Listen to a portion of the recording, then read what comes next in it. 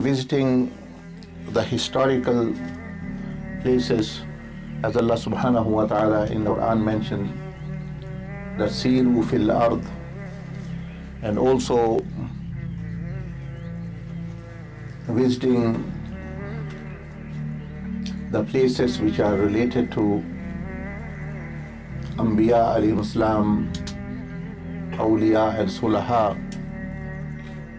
They remind oneself that what purpose one has come on this face of the earth, and also what type of life they lived, so that a person can also find inspiration and motivation and guidance actually to follow. One of the lessons which we can learn from this place, that this place is not a city or very much many people know about it, or it's in a very advanced area, and such a personality being born in obscurity, this shows that Allah subhanahu wa ta'ala Jalla Majduhu is looking at the sincerity of the person, not the visibility, that how many people are here, it's a big city, civilization. And also it's what matters is the depth and not the reach in the beginning. So meaning the lesson for us is that you wanted to maybe do something good or big on the face of the earth, having good intention, but you are in a place, you are born in a place which is not famous, it's not advanced, you don't have anyone, there's no numbers. But as I said, Allah Azza wa Jal is interested in sincerity, not visibility, and depth, and not actually the breadth, meaning actually the reach. Secondly, it indicates that whoever Allah subhanahu wa ta'ala wants to serve in public, He purifies them in solitude and in seclusion and in privacy. That he spent much of his life here and also in seclusion. So Allah Azza wa Jal subhanahu wa ta'ala purifies the persons and improves the person's privacy and solitude and loneliness before they can serve. That is why you find Anbiya alayhi salam and many awliya like Rasulullah sallallahu alaihi wasallam used to visit the cave of 𝐿 and contemplate there. Sayyidina Musa alayhi salam went to the Mount of Tur, and other awliya as well. Because you can get influence without purification, but then that yields corruption and facade, because then you know many people, you have wealth and resources, and if a person is not purified, they are going to misuse basically. That's what's happening actually around the world, that those people. So even the Sahaba Ikram Ridwanul alayhim ajma'in, they spent time, it was like in seclusion in Mecca, people were not letting them leave, they were in Mecca, they were not allowed to fight back, so it was like their khalwa in that state actually. And in that khalwa of Mecca did actually purify them further and further and prepare them for the public and for the world actually. So when they came in Madinatul Munawwara, they influenced the whole of the world.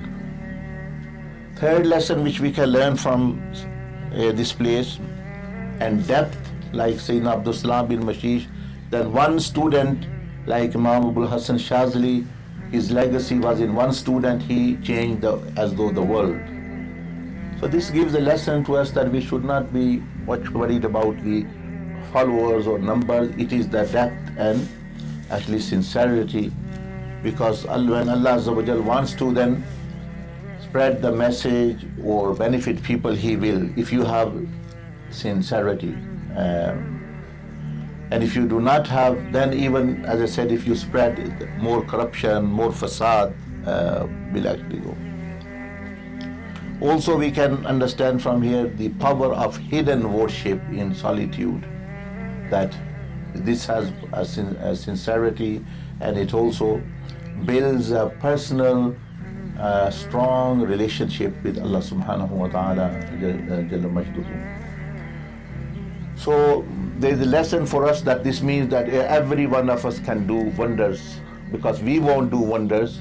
It's Allah who does the wonders. La hawla wa la quwwata illa billah. Allah does the wonders. What we can do is be sincere and purify and have good intention, and then so you say, I am from a village, I am from this city, no one, okay, it doesn't matter, this is the place. You can say, oh, I do not have many followers, I don't, okay, this is the lesson for you. He didn't have followers. You can say, oh, I am poor person, I don't have resources. Well, he didn't have resources. Still you are seeing like the primitive nature and natural and actually genuine actually place here actually. So Alhamdulillah, there is guidance for us and inspiration and hope for us actually in that. So may Allah subhanahu wa ta'ala raise the rank of Sayyidina Abdus Salam bin Masheesh higher and higher, and also enable us to follow the footsteps of his and do something before we leave this face of the earth for Allah Jalla Majduhu. And now we have no excuse, oh, I am not known person, I am not famous, my place is not famous, I don't have resources, I don't have money, I don't have manpower. There's nothing like this actually, that you don't need manpower, you need God power to actually change and to bring influence. And that can, Allah subhanahu wa ta'ala is with you wherever you are, as he is Sayyidina Abdus Salam bin Masheesh actually taught, and many of his teaching are very, very clear. After Tareeqah Muhammadiyah, what you learn, it is actually his teaching in a broad way, which reached Sayyidina Abdus Dabbagh alhamdulillah, made clear, made simple.